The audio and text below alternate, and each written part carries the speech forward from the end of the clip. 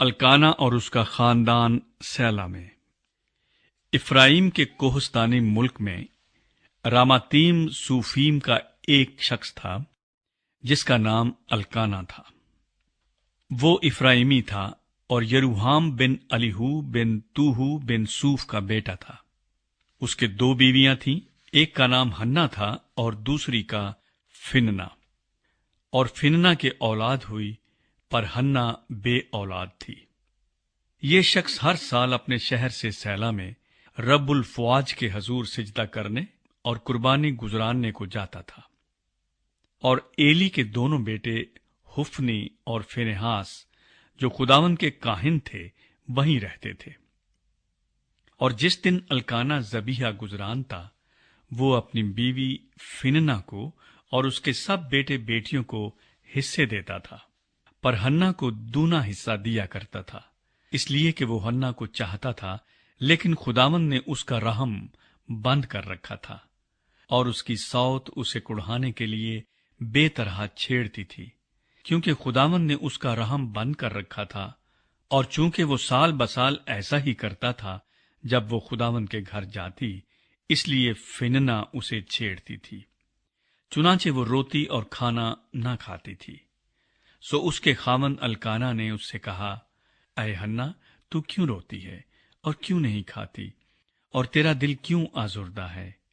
کیا میں تیرے لیے 10 بیٹوں سے بڑھ کر نہیں؟ ہنا اور ایلی۔ اور جب وہ سیلا میں کھا پی چکے تو ہنا اٹھی۔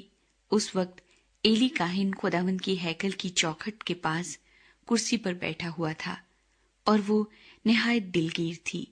سو وہ خداوند سے دعا کرنے اور زار زار رونے لگی، اور اس نے منت مانی اور کہا، اے رب الافواج، اگر تو اپنی لونڈی کی مصیبت پر نظر کرے اور مجھے یاد فرمائے اور اپنی لونڈی کو فراموش نہ کرے اور اپنی لونڈی کو فرزند نرینہ بخشے، تو میں اسے زندگی بھر کے لیے خداوند کو نظر کر دوں گی، اور اس طرح اس کے سر پر کبھی نہ پھرے گا۔ اور جب وہ خداوند کے حضور دعا کر رہی تھی تو ایلی اس کے منہ کو غور سے دیکھ رہا تھا، اور ہنا تو دل ہی دل میں کہہ رہی تھی، فقط اس کے ہونٹ ہلتے تھے، پر اس کی آواز نہیں سنائی دیتی تھی۔ بس ایلی کو گمان ہوا کہ وہ نشے میں ہے، سو ایلی نے اس سے کہا کہ تو کب تک نشے میں رہے گی؟ اپنا نشہ اتار۔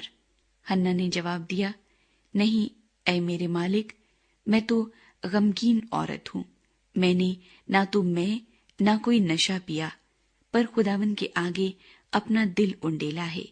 تو اپنی لونڈی کو خبیث عورت نہ سمجھ، میں تو اپنی فکروں اور دکھوں کے ہجوم کے باعث اب تک بولتی رہی۔ تب ایلی نے جواب دیا، تو سلامت جا، اور اسرائیل کا خدا تیری مراد جو تو نے اس سے مانگی ہے پوری کرے۔ اس نے کہا، تیری خاتمہ پر تیرے کرم کی نظر ہو۔ تب وہ عورت چلی گئی اور کھانا کھایا، اور پھر اس کا چہرہ اداس نہ رہا۔ سیموئیل کی پیدائش اور مخصوصیت۔ اور صبح کو وہ سویرے اٹھے اور خداوند کے آگے سجدہ کیا، اور راما کو اپنے گھر لوٹ گئے۔ اور الکانا نے اپنی بیوی ہنا سے مباشرت کی، اور خداوند نے اسے یاد کیا۔ اور ایسا ہوا کہ وقت پر ہنا حاملہ ہوئی، اور اس کے بیٹا ہوا، اور اس نے اس کا نام سیموئیل رکھا، کیونکہ وہ کہنے لگی، میں نے اسے خداوند سے مانگ کر پایا ہے۔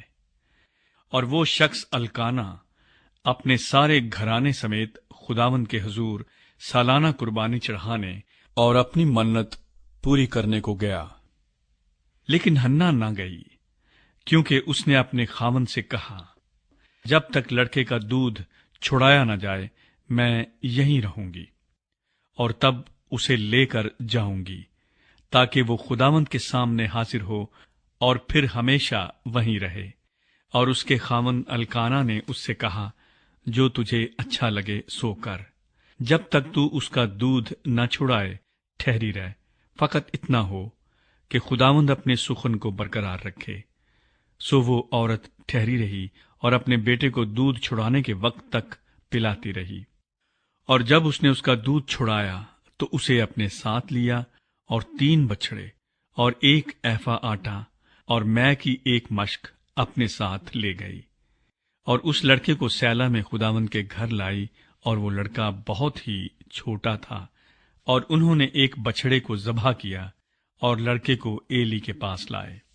اور وہ کہنے لگی، اے میرے مالک، تیری جان کی قسم، اے میرے مالک، میں وہی عورت ہوں جس نے تیرے پاس یہیں کھڑی ہو کر خداوند سے دعا کی تھی۔ میں نے اس لڑکے کے لیے دعا کی تھی، اور خداوند نے میری مراد جو میں نے اس سے مانگی پوری کی، اسی لیے میں نے بھی اسے خداوند کو دے دیا۔ یہ اپنی زندگی بھر کے لیے خداوند کو دے دیا گیا ہے۔ تب اس نے وہاں خداوند کے آگے سجدہ کیا۔